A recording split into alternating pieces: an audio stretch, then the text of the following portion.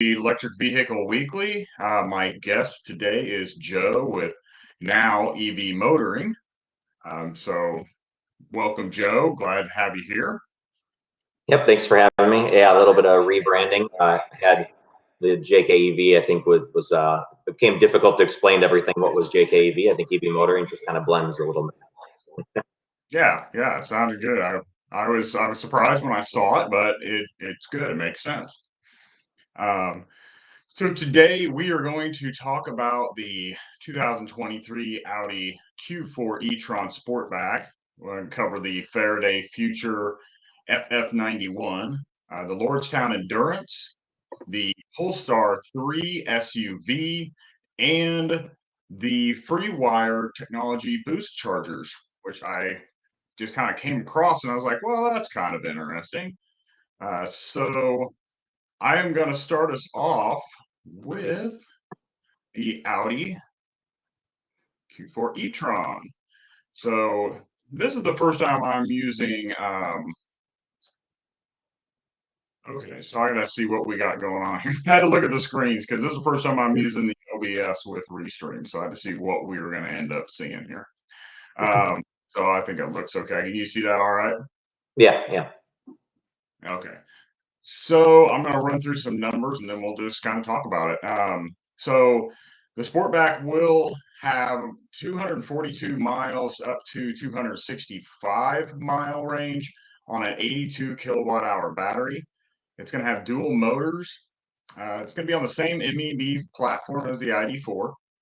It looks like it's going to have an 11.6-inch infotainment screen. You get a choice of 19 or 20-inch wheels. The charging speed is going to be at 150 kilowatts. They're saying that's going to charge from about 5% to 80% in about 36 minutes. And it looks like pricing is going to start at around $50,000, and it should be showing up in dealerships starting this month. So, Is that range, is that a little bit longer than the regular Q4 E-Tron? I'm not sure. I didn't check on that. I can look it up real quick. The only thing that it said was there was about 4 different types that you can actually get, and there was the Sportback 50, which is the 242 miles, and then it was a Sportback 40, got like 265 miles, and then there was like 2 in between that the miles were ranging there. So it was kind of confusing. Some of them were Sportbacks, some of them weren't Sportbacks, and it was like the ranges were all over the place. So, but those were the high and the low. Yeah, usually the coupified SUVs get a little more range due to that shape being a little bit more aerodynamic. I see. So is there anything you see here that you like or that you see different? I've never been in an e-tron. I don't know if you have or not, but I have not been in the e-tron or the new Q4, the smaller, the ID4 based e-tron. What I do like is I noticed the driver display is a little bit bigger and has a little more information than the ID4 has, and then also the infotainment's kind of built into the car a little better rather than just being a free floating screen. That's all subjective, whether which way looks better. But the one thing to watch out for is the safety features that we get for standard are not standard on the e-tron. So you end up actually paying quite a bit more than an ID4 to get it to the same spec. See that? The styling on it kind of reminds me of the ID5. Is that right? Yeah. That's what it reminds me of. Yeah, definitely has that same. Volkswagen and Group is really utilizing this platform quite well. It seems like of how many vehicles are being spun off of it, because I know the Macan is coming in the future too, and that's also going to be MEB based. So they're certainly getting their money's worth out of that design. Yeah, I like it. I like the way that it looks a little bit better than the ID4.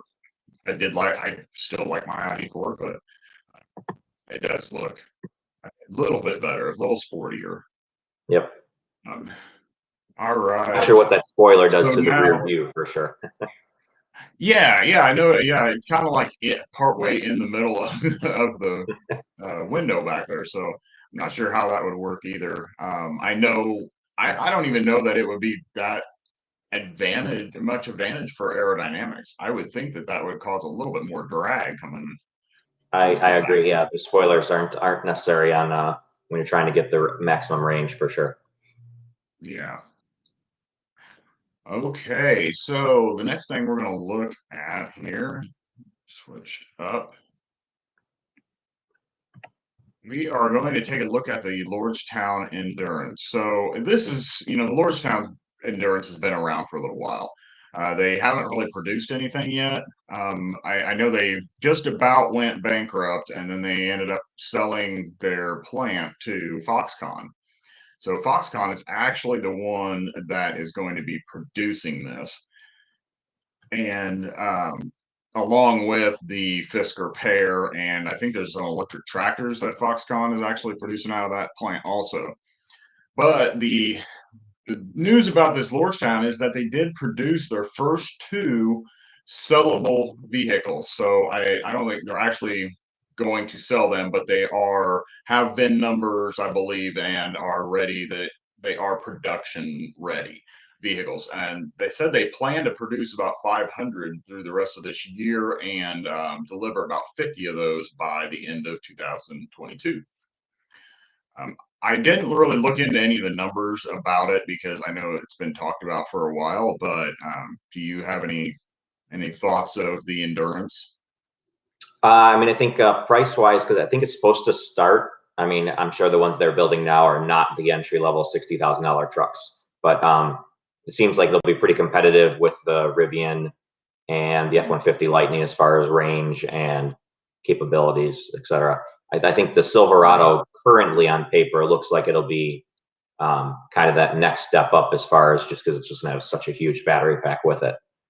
But Right. for the trucks that are available now, it seems like it'll be pretty competitive.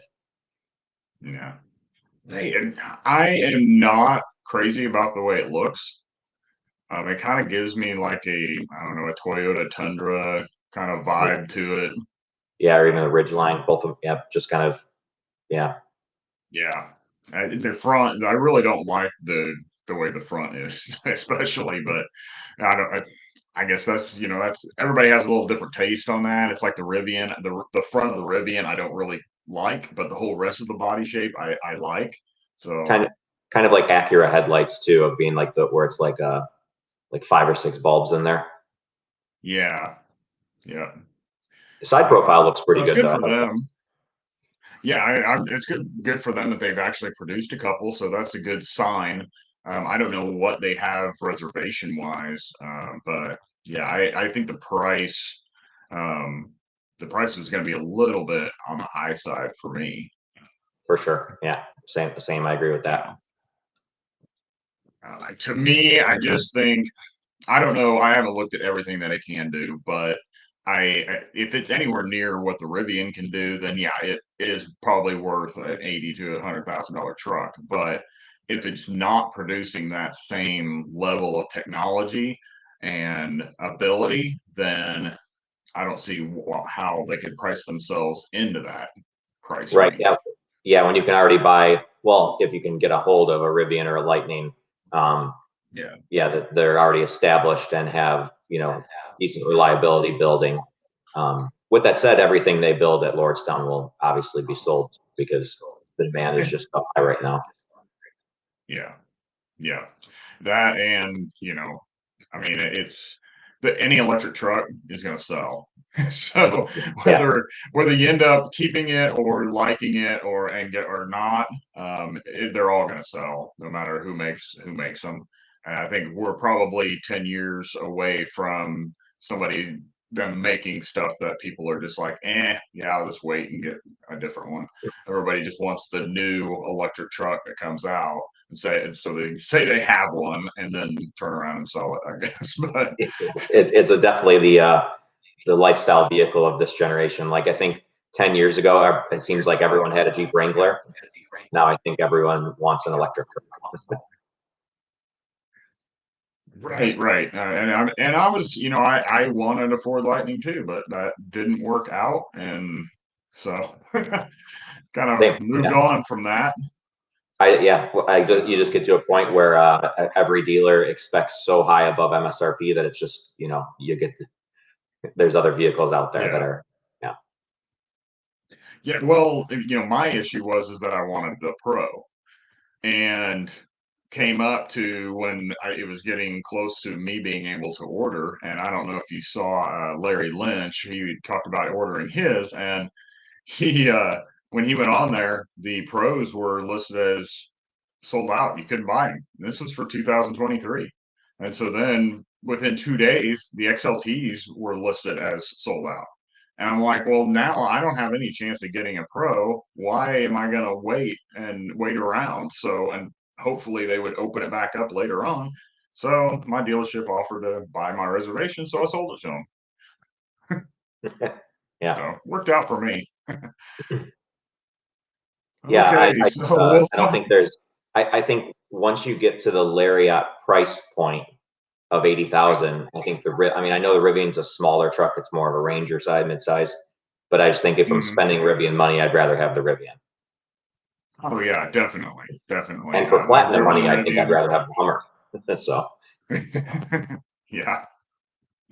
The Rivian is pretty cool. I've driven one, and just not just for about an hour or so, and I enjoyed it. It wasn't for me because I would rather have a truck if I'm going to get one. But I'm not. That's out of my price range. I'm not going to even entertain that I could possibly afford that. So I just wasn't too worried about it. same. And something actually I stumbled across up here at Golf Mill Ford. They have two Rivians, both with I think 1,000 miles or something like that. So clearly people bought it and then immediately sold it. Yeah. And their list price is like 110 or 120,000 on those trucks. So they're marking them up Yeah, 30 grand. that's about what I'm seeing down here also. The dealership that I do get my test vehicles from, or my not test vehicles really, but review vehicles from, they have sold like 5 or 6 of them, and people are calling them and offering theirs to them. So they've been buying them up, and most of them have like between 4 and 6 thousand miles on them, and they're listing them for between 105 to around 115, and they have sold all of them so far. They've got like two more on their lot now, so I think they've sold about a total of 5 to 7 of them. So There's a Hyundai dealer up here that always has at least a dozen Teslas, like Model 3s, Model Ys, and then they actually had a Polestar a couple weeks ago. So it's just you can and everything, like the Polestar they were selling for, their price was like 57 on a car that's 51, and back then used to get a tax credit. So that's what, 13,000 markup on a used car. yeah, that's crazy. Yeah. I I just don't know can't if I've imagine actually that. told you a story. I had gone and driven an Ioniq 5. I don't know if we had talked about this last time. Went and drove I an don't think Ioniq so. 5 down in South, or kind of west side of Chicago, and it had some damage from shipping. So they were going to get it fixed, which technically they never even had to tell me that there was going to be damage on the vehicle. They could have gotten it fixed, and technically I don't have to disclose that. But they told me that their story was that they would have to sell it as a used vehicle because of repairing the damage, which is actually not true. What they had done is they titled it to the dealer so they could collect the tax credit on the Ioniq 5 and then resell it for still a markup as a used vehicle. Yeah, that's crazy. Yeah, That's the one thing when we bought our ID4, it was a dealership demo, or actually not a dealership demo. Sorry, it was a manager demo. So the manager drove it for like 2 months or something like that. So I had asked them repeatedly, did you guys register this? Because if you register it, I can't claim the tax credit. So yeah, they assured me that they didn't, and everything, ended up being okay. Luckily, we went up there and got it for under MSRP, which was a good deal. We had to drive to Oshkosh, Wisconsin to get it. So we had a first EV trip back, and Of course, no, I didn't record any of it, but Yeah, I guess okay. Let's the move on. the Unless word of the Wendy, wise did is you got just to be something? very diligent and make sure that when you're buying a car from a dealer, you know what you're buying. Yes, yes. Yeah, I did a video just recently about Ford's EV model that they're going to, the Model E thing, and that the dealerships had to choose to, become Yep. EV dealers or not. And one of the things that Ford wanted to make sure that they did is they wanted to make sure that the dealer and the salesman get trained, get EV training, so they understand and know what to tell customers. Because, and I was like, it's, a really good thing, because if anybody has bought an EV, most of the time you go to the dealership and you know more about the car than the dealership does. Yep. It's like they don't. It's something new that they have to learn, and it's like they don't want to. They don't really want to learn something completely new, and they probably don't understand a lot of it. So it makes it really hard for people that are not as EV savvy, or watch a lot of stuff like we do, and we check out everybody's vehicles and stuff like that, to go in there and ask, hey, what, I want to buy an electric car, which one should I get? And the dealer kind of looks at you like, I don't know, I've got like a hybrid or something over here. Yeah. So that's kind of the same model that Polestar did, of kind of forcing Volvo dealers to, in order to be able to sell the Polestars, they had to be, selected, trained. It's an online business model of like selling at MSRP. Kind of off of what you just said about the, unfortunately, about dealers not knowing about the vehicles. At that electric vehicle thing in Oak Brook, Yeah.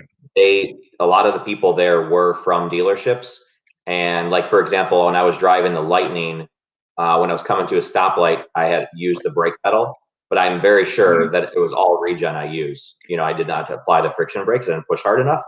And the salesman sitting next to me has said, because I didn't let one pedal drive stop the car itself, that I wasted energy. And it's like, that's a false fact. So, this is the problem when the guy shows up with a Bronco Raptor with manufacturer plates. He's probably not the Lightning specialist, Right, right. Yeah. It gets a little hard sometimes. Now, luckily, my salesman at the dealership I go to, he owns a Tesla that he drives to work every day. So if somebody talks to him about EVs, he knows because he drives one, which For is sure. a good thing. And I think that's something that they probably need to do when they can get some inventory in, is to have each salesman drive an EV, whatever, the demo or something, drive it for a month. Let them learn about it and get to know it, and then move on from there. I think it would be a good idea. Yep. The only thing I've run into is some dealerships still are, one of the biggest money makers for dealerships is selling the service contracts with the vehicle and the extended warranties. Oh, yeah. And most people that are buying EVs, there really isn't much of a service contract to sell with it. So I ran into a situation where I went and test drove a few months ago a Bolt, and 4 times before I actually got into the Bolt, the salesman said, have you seen the Trailblazer? Have you seen the Equinox? And trying to show me other cars. And it's like, nope, that's not what I'm here for. Yeah. Yeah. It's sometimes it's like they're scared of them sometimes. Yeah. Yeah. Cause then they actually have to explain it. Whereas an Equinox is one of the easiest vehicles to sell from a, how does someone use the car kind of, Right. standpoint. Exactly. Okay, we are going to move on to the Faraday Future FF91. Now, I don't know a whole lot about Faraday. I haven't really checked into them too much. But this is it's just a few pictures of the outside and a little bit of the interior.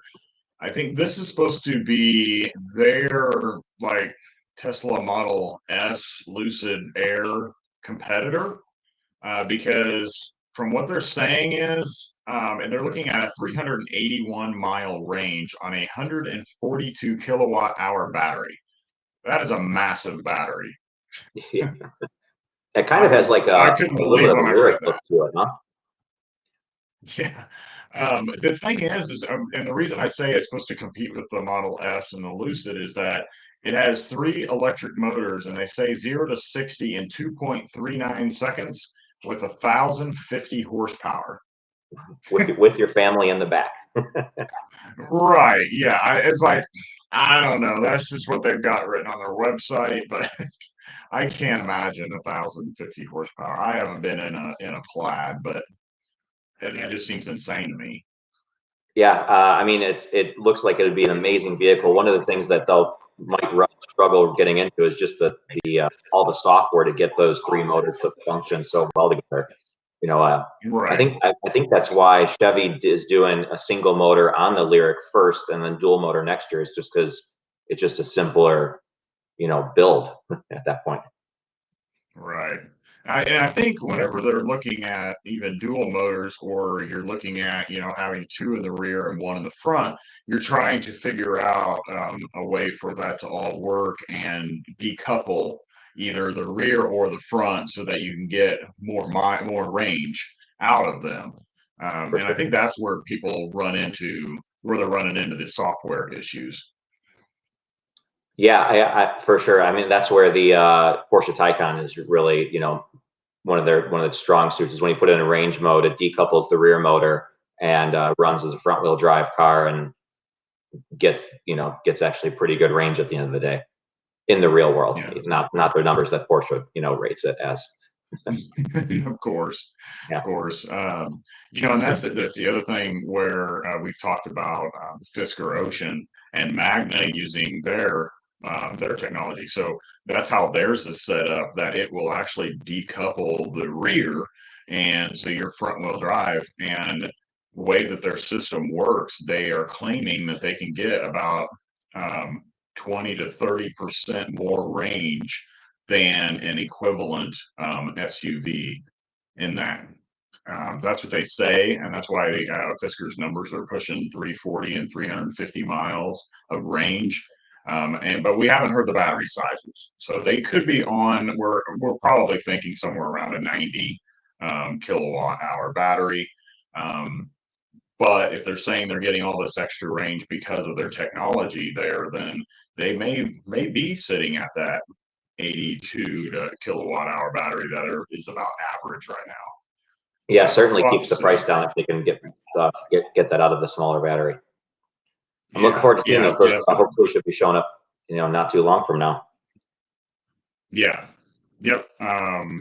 The Yeah, Fisker's supposed to be starting to produce in November 17th, and they've already ran over 100 cars, produced 100 cars at Magna so far. So then some of them have VIN numbers now, so they're starting to produce the marketing and media press fleet cars that they're going to be letting people test. So they've started to do that now. So that's good. For sure. Do you know if the Chicago studio is open yet, or is that still in the works? I think wasn't that one of the No, first I studios? Yeah, Chicago is supposed to be one of the centers, but no, I have not seen that yet. It hasn't opened yet, as far as I know.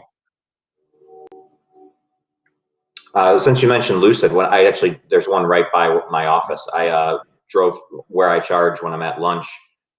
They had 4 Air Dreams, and they actually have like a really cool car cover that I guess comes with when you buy an Air Dream that are all lined up, charging, ready for delivery. It looked pretty good.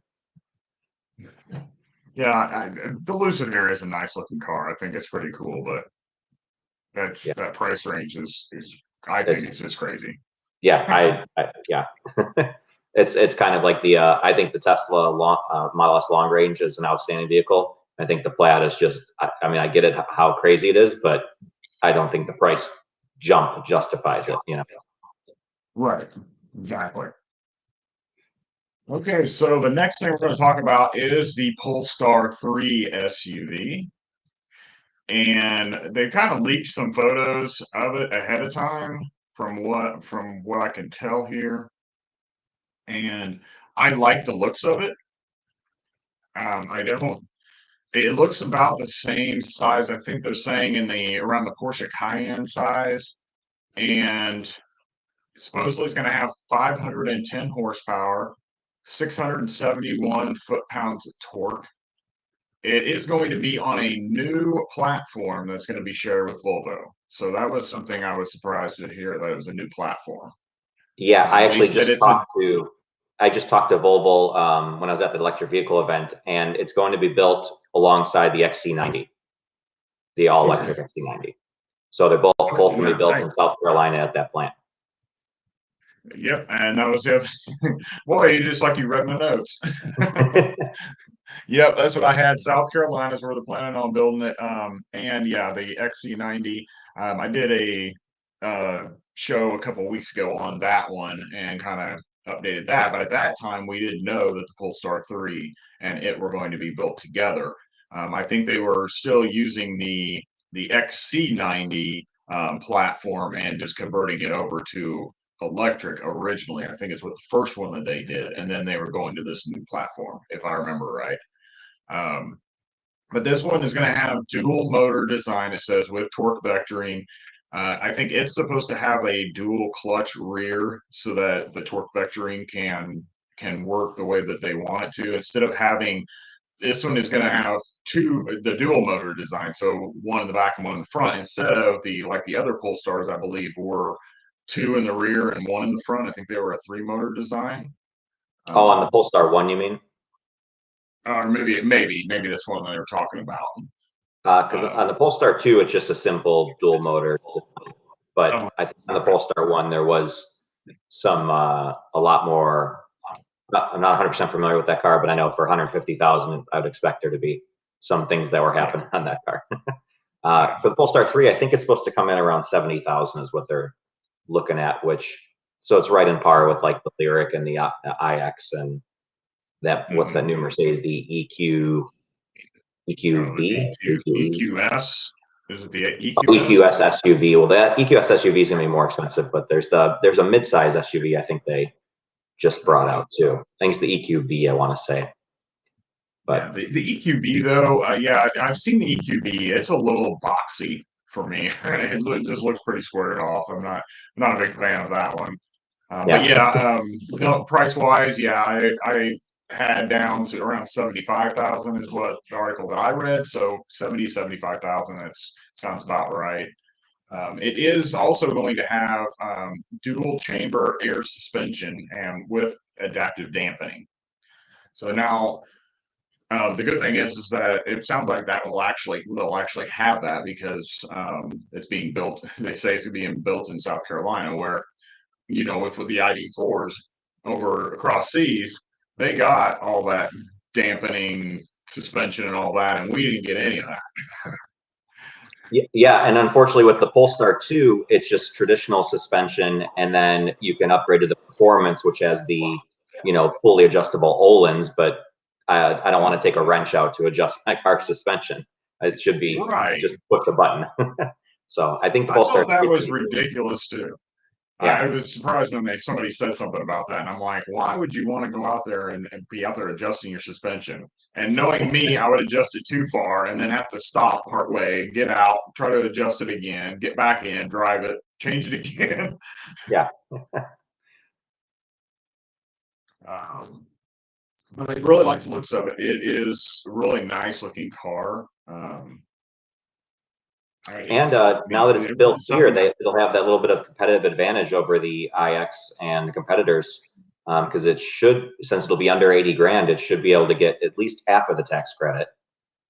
Yeah. We're not sure where their battery materials are sourced, but right. Yeah, that's a good plus side to that.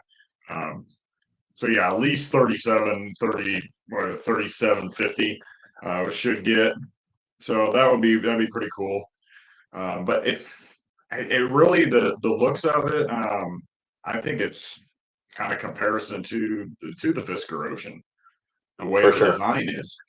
Yeah. Yep, yeah, right in that Cadillac Lyriq and Fisker Ocean of like a premium, almost like that mixture of like an SUV wagon kind of shape, I like that.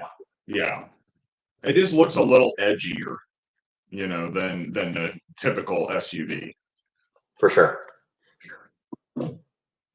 Looks like it'll have like more of a car seating position too, which is, I don't know, that, at least that for me, that's my preference. So Right. Yep. I understand that too. Okay, so this last thing we're going to talk about is the FreeWire Technologies Boost Charger. I don't know if you've had a chance to take a look at this or have even heard of it.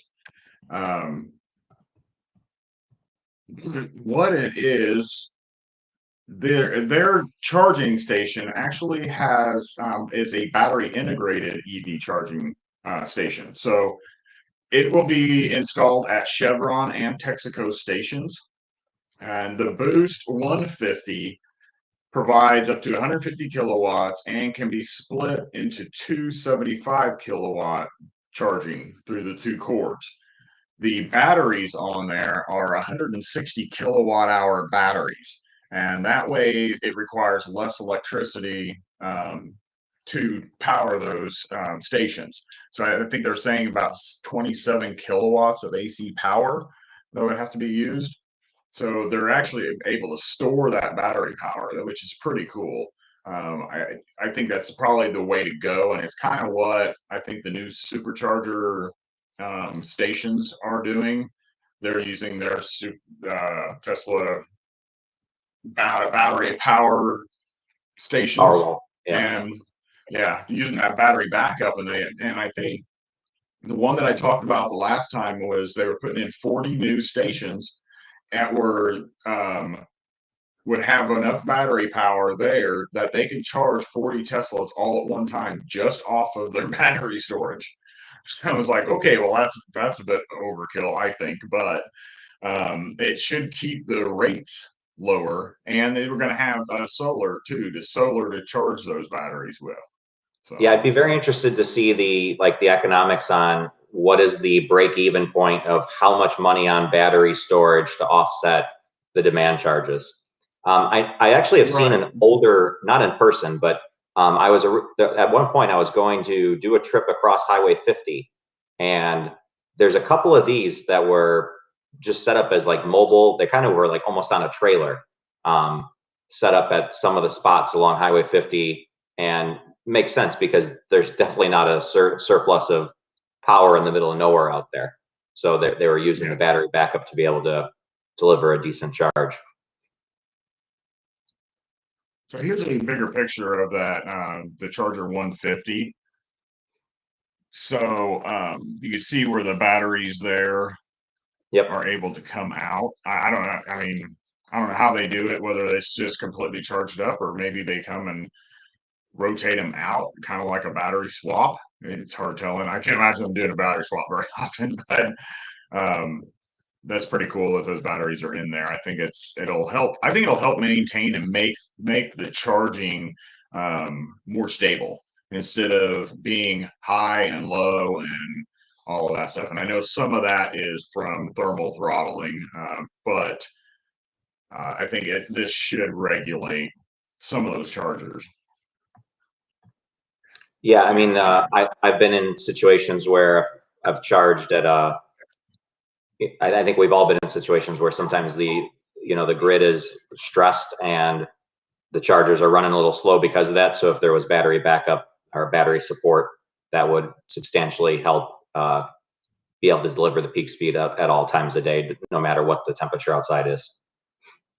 Definitely, definitely. I'm not looking forward to it's like I'm looking forward to it cooling off, but I'm not looking forward to getting cold and losing 50 miles of my range on my ID4. Yep, and then plus having, and unfortunately there's no preconditioning, so when we get to a charger, yeah.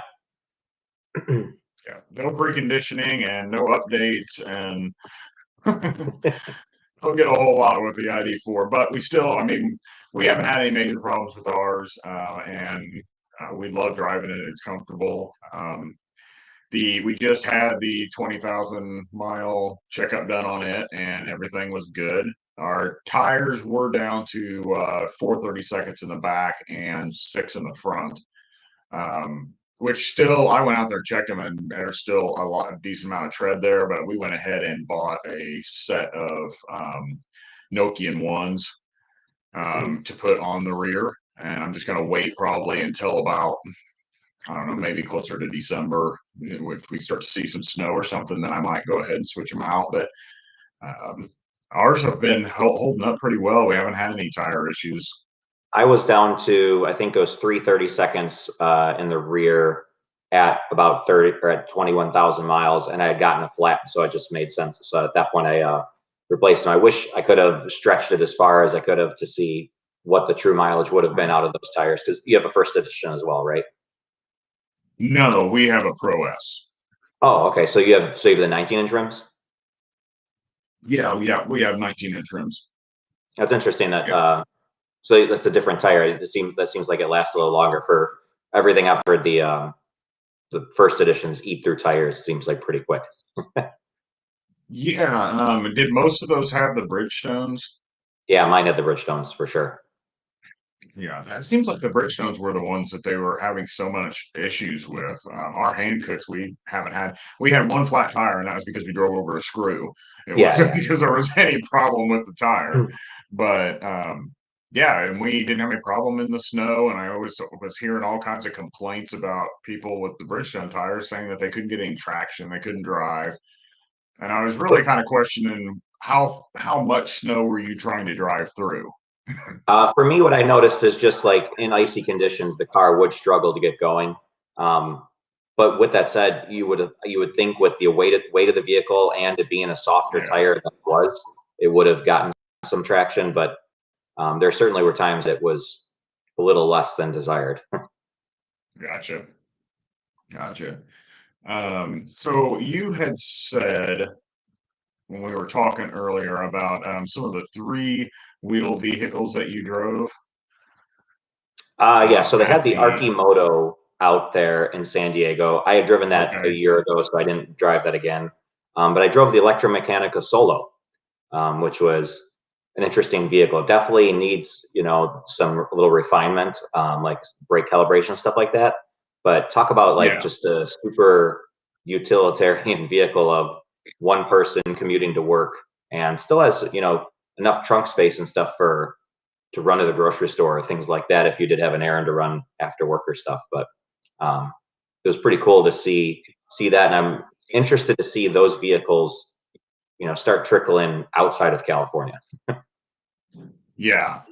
But it's well, one I'll ask you, did you see the Nimbus One there?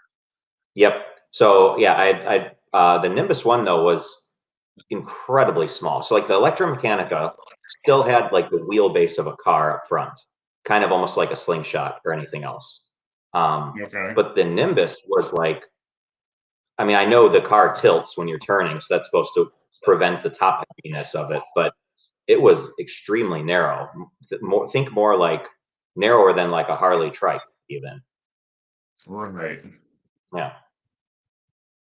So that's that's kind of what I had seen too. I just did a video, and I'm trying to, if you can see. Oh, I saw those batteries. That was pretty cool actually to see so you bring the battery in your house to charge it. So, or if you bring it into your office, whatever, wherever you're able to charge.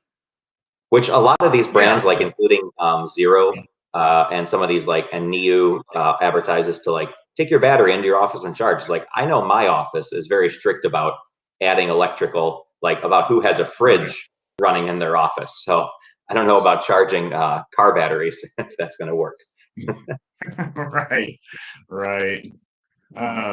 Yeah, so I just did a video on this, and I think it's pretty cool. For me, I just have like a 30-mile round trip to work. And I was sitting there thinking, I was like, this would be ideal for me to run back to work and not have to put gas in my truck. Yeah, unfortunately, they weren't doing drives there. But this was the vehicle of all three that I wanted to drive. I mean, I guess the Aptera too. At some point, that's its own beast. It's a little more expensive. Everything that's got going on for it. But for the budget-friendly three-wheel commuter cars, I do think the Nimbus has a lot of potential to be the best. but I don't know what their time frame is to actually deliver to market. It's actually going to be to the fall of 2000 quarter three, I think, of 2023 for the Nimbus 1, and then the Nimbus 1 S, which is their higher version, actually has a 128-mile range and will go 75 miles per hour. It is scheduled for quarter 2024. Yeah, the one thing to note also to anyone out there that is interested in these, a lot of these three-wheelers are actually qualified as motorcycles. So yes, definitely check your local state laws if you're interested in getting an Archimoto or any of those things at some point. I think Which I noticed on an Archimoto site, they're taking reservations now. So if you order one in California or Oregon where they do deliveries, that's a non-refundable deposit. But if you are somewhere like here in Illinois, you can do a $100 refundable deposit to just hold your place in line if and when they do start opening up orders out here. Okay, so what is the price on the Archimoto? I want to say 18, 17,000, something like that for the base. But there's a couple options you'd most likely want to check, like for the storage trunk and stuff.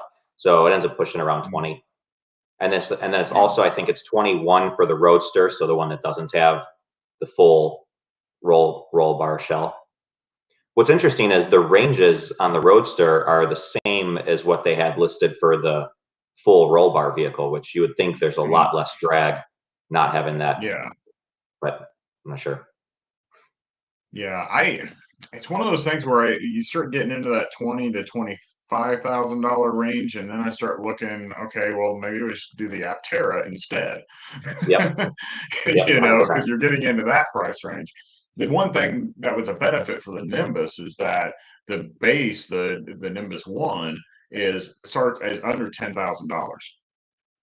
So that is, for 90 some miles, and and being able to take out the batteries and take them inside, charge them, or if you plug it into a 110, 120 volt outlet, it'll charge it charge it all the way full in less than 5.5 hours, I think it said. And then if you use the A240, you can actually cut that down to an hour and a half and charge the batteries up full. So that's pretty impressive. That's pretty nice. The Nimbus 1 S, it has a 12 kilowatt hour battery. It is not removable. It stays in the car. So you have to plug that one in. And it gets 128-mile range and with a top speed of 75 miles per hour. And the other one was 50 mile per hour max. So you really, like for me, I would have to get the S so that you would, because I need to be at highway speeds. So 100%, me too. I know the one that they had on display, I'm not sure if that was, I think that would have been the base model because it had the batteries that could pull out. It still had, I think, a vehicle to grid component to it as well, which is always nice to, kind of like the Hyundai Ioniq, of just a 120 outlet can plug into it in the back. That's something that I'm surprised more cars haven't checked the option box for, because it seems like an easy money maker accessory to charge $500 for that, and I would certainly take it because it's just useful to have it. Yeah, exactly. So have you gotten a new EV yet? Yep. Yeah. So I flew to Denver, picked up my Polestar. That's what I drove to San Diego, and then drove home from there. Wow. And actually, in between the time that I ordered and took delivery, they had a $1,000 rebate on the hood. So actually, still have not paid MSRP for a car. Awesome. That's kind of where I'm at too. I haven't paid above MSRP on anything the last couple of years so far. So I've got a good dealership that I work with. So they're a pretty big dealership. They're not worried about selling over MSRP unless it's part of their inventory. If it's an inventory vehicle, then it's going to be priced to market. But if it's a customer order, they don't charge it over. Yep, I have a similar network over here that treats cars the same way, and so at least it's so what that results is me having a lot of orders out at all times, not knowing what I'm going to take delivery of. Exactly. The Blazer is probably the most likely next vehicle, but we'll see. Which one did you say? Sorry. The Chevy Blazer is Oh, the next order that I probably will take. I'm looking at now that the Equinox sure looks interesting just for the low price point, but everything I've seen from car reviews that I've watched that were at the Detroit Auto Show looked like the Blazer's just a lot roomier and more comfortable for bigger people like me. So yeah, I like the Blazer, and when the whole tax thing was having an issue and we weren't sure what was going on with that, I have a reservation for a Fisker Ocean, but I was like, okay, well, if that is not going to work out and that's going to fall through, then I went ahead and put a reservation on the Blazer also, just in case. With the Fisker, were you able to do the, not the binding contract thing? Did they do that? Yes. So they basically converted our reservation into a down payment, non-refundable down payment. So then that kind of locked us in. And the plus side was that we had a lot of people were were early reservation holders that didn't see the email when it came through. And a bunch of us that were later, we had seen the email, so we locked ourselves in, and they sold out the Sport and the Ultra trim line. And there's a lot of us that were way down on the list that got locked in are going to get our cars next year, and a lot of people that were higher are not going to get theirs. Yeah, that's good to hear. That's actually what happened. So I had ordered, so 2 days before the bill was signed, so this is I think around August 16th ish.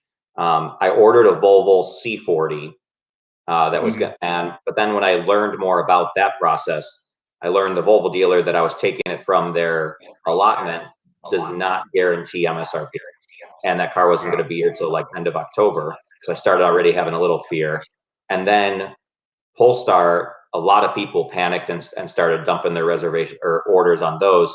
So I just called around to Detroit, Minneapolis, and eventually Denver had the spec that I wanted of just a base model, but still all-wheel drive in the snow white was the color I wanted. So they had that, and I was able to lock in the order and then sign the binding contract to convert the reservation as non-refundable. Gotcha. And then two or 3 weeks later, I flew out there and picked it up. So it worked out pretty well for that. So yours is all-wheel drive. So what is the range, projected range on that? Rated 250. It actually has been getting pretty consistently 3 miles per kilowatt hour on this trip. And that's mostly at like 75 miles an hour. So it was actually better than I thought, because Polestar's had a reputation for not being that efficient.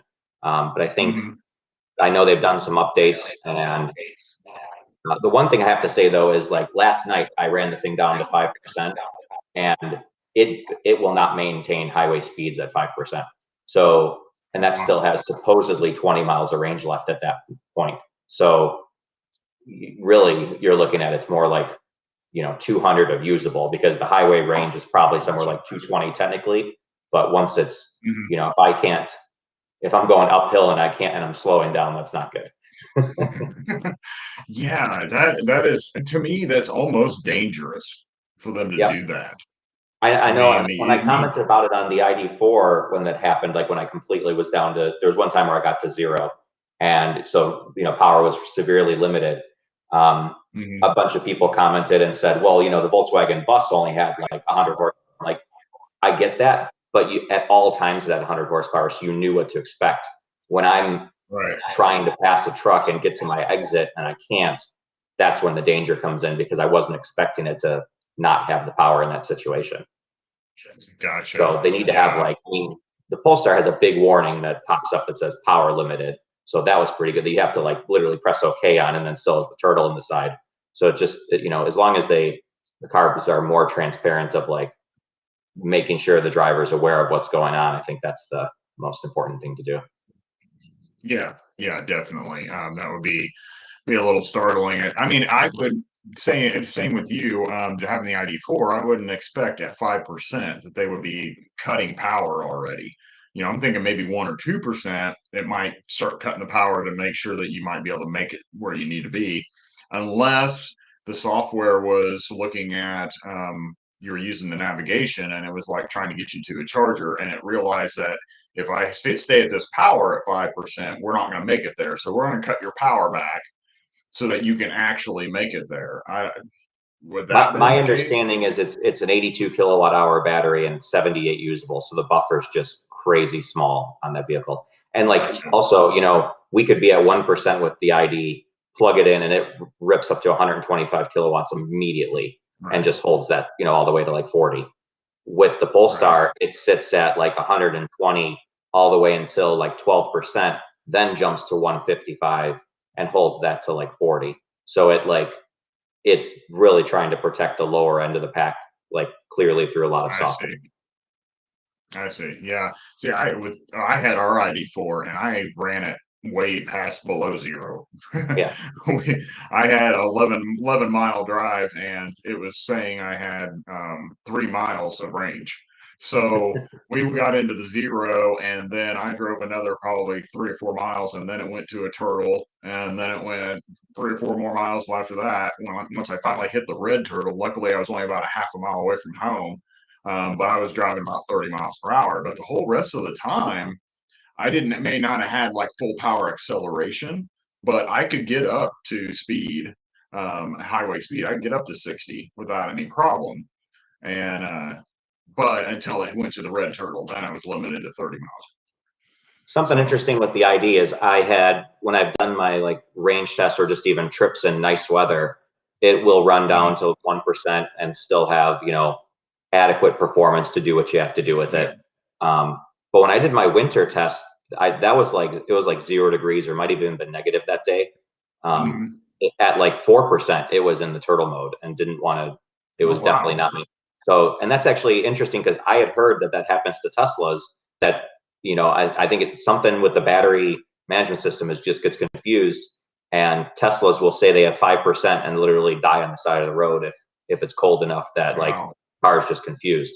So I'm just lucky that when I did my range test, I was close enough to the ramp and was going to do an extra loop rather than still needing to get, you know, the extra 10 miles out of the end.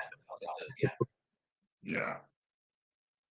All right. I don't know if you've experienced if you've ran it too low in the winter time, but yeah, it's a little scary. And I think some people still don't quite get and understand the how the range works, because I think everybody hears us talk about, okay, well, the range is projected at 250 miles.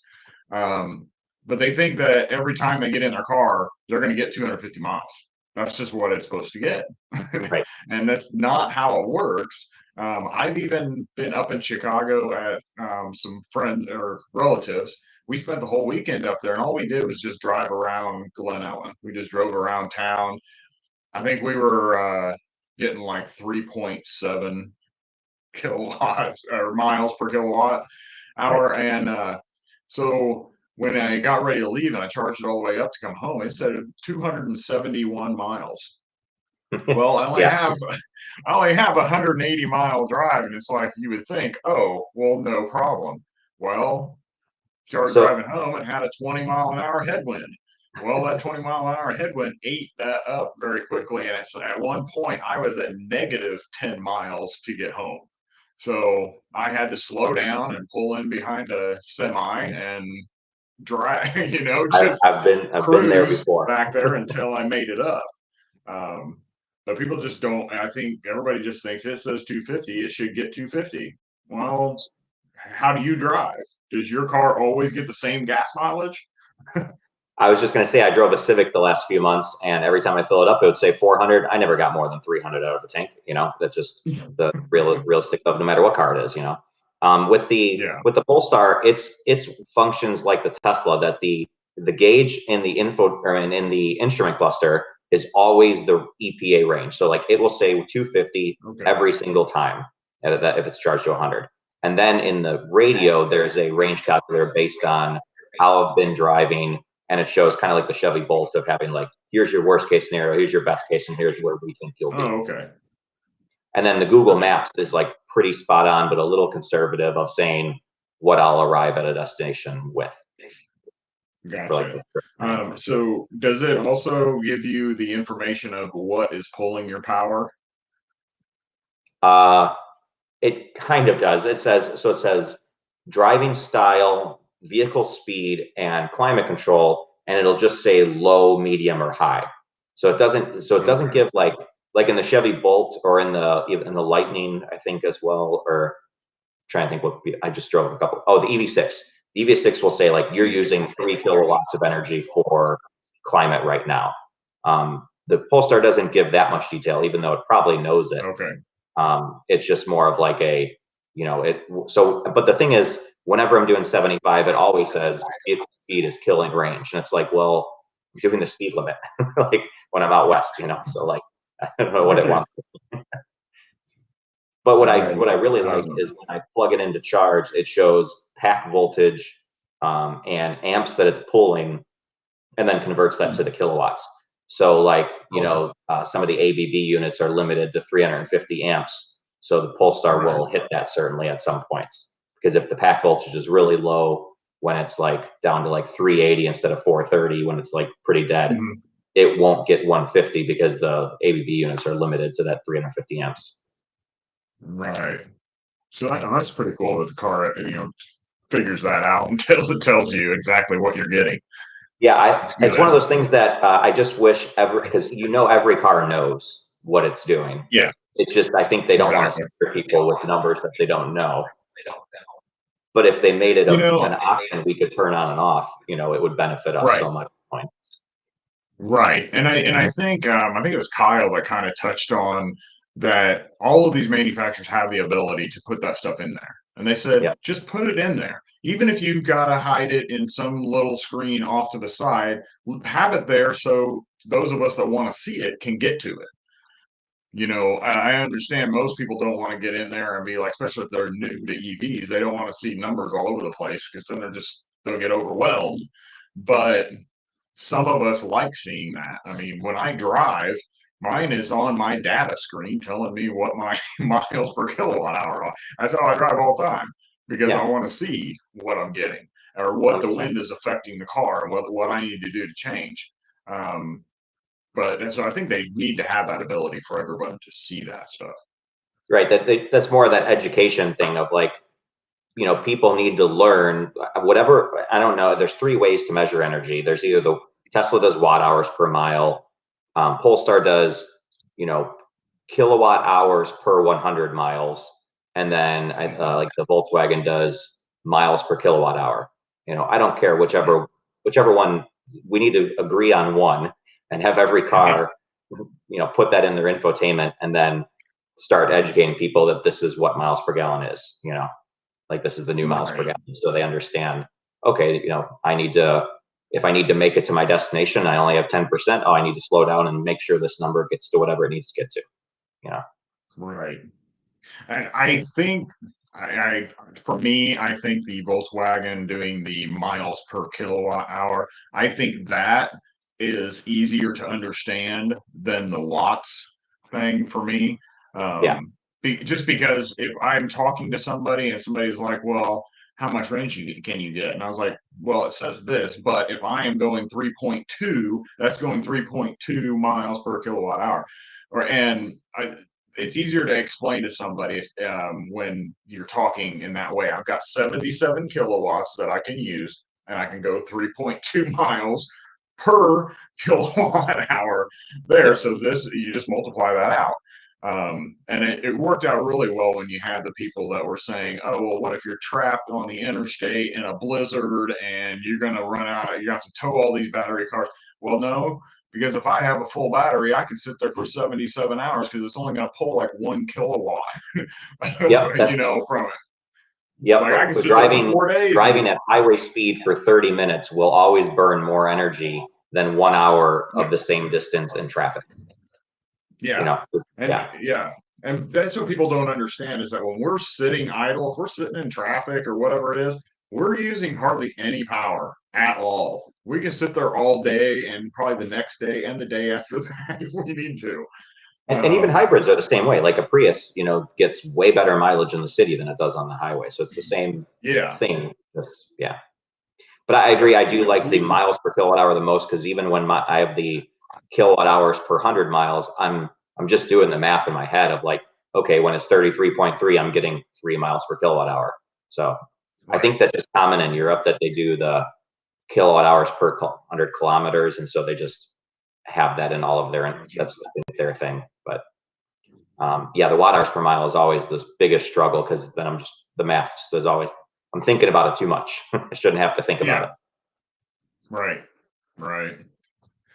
Okay, well, I'm gonna go ahead and wrap this up, unless you got something else you want to talk about.